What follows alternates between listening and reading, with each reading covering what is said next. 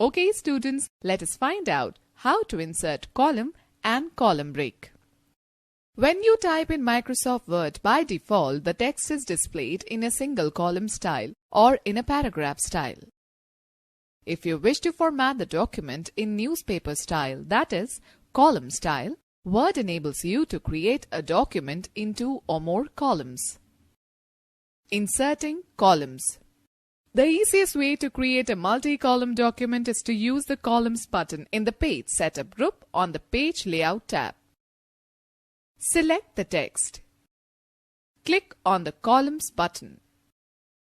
A drop-down menu displays the choices of columns. Select the number of columns you would like to insert in your document. If you want to customize the columns, then click on the More Columns option in the drop-down menu. The Columns dialog box appears. Define the desired settings and click OK. Inserting column break. If you have already added columns to your Word document, then you might have noticed that some of the columns are not as balanced as you would like them to be. One solution to this problem is to add a column break. It will force the end of the column and move the text to the beginning of a new column. Place the cursor before the text where you want to insert column break. Click on the Breaks button on the Page Layout tab and select the column option from the drop-down menu. You will observe that the text following the column break will begin in the next column. Students know the fact. Click Equal Column Width checkbox to define columns of equal width. To create columns of different widths, specify width in the spin boxes. It will be activated only if you deselect the Equal Column Width checkbox. To insert a line between the columns, click on the Line Between checkbox. Okay, let us now learn how to insert page break. Click on the text where you want the page break. Select the Breaks button on the Page Layout tab in the Page Setup group. Click on the Page option from the drop-down menu. The page will change after the point at which the page break is inserted. Let me tell you how to insert line break. A line break can be placed anywhere in the Word document. Place the cursor at the position where you want to add the line break and press the Enter key.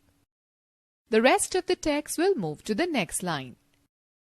To check the line break in a document, click on the line break symbol on the Home tab in the Paragraph group. Students, let's know more. Line spacing is the amount of space between the lines of text in a paragraph. Click on the dialog box launcher at the bottom of the Paragraph group. Select the Indents and Spacing tab. Click on the drop-down menu of Line Spacing. Select any line spacing option. You can also select line spacing by clicking on the Line and Paragraph Spacing button and selecting the desired spacing from the displayed list. Okay, let us understand how to set margins. Margin refers to the amount of blank space between the edge of the page and the document text. Microsoft Word allows you to set the margins on all the 4 sides of a document, that is, top, bottom, left and right. The default margins are set at 1 inch from top and bottom and 1 inch from left and right edge of the page.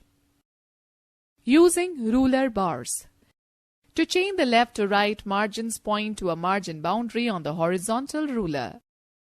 When the pointer changes to a double-headed arrow, drag the margin boundary as per your need. To change the top or bottom margins, point to a margin boundary on the vertical ruler. When the pointer changes to a double-headed arrow, drag the margin boundary as required. Using Page Layout tab. Select the Page Layout tab. Click on the Margins option in the Page Setup group. A drop-down list of options appears. The normal option is selected by default. Select any predefined margin setting or select the custom margins option. The page setup dialog box will appear. Select the margins tab. Type the values for top, bottom, left and right margins or click on the spin boxes to set the margins. In the Apply to drop-down list, choose any option, either whole document or selected text. Click OK.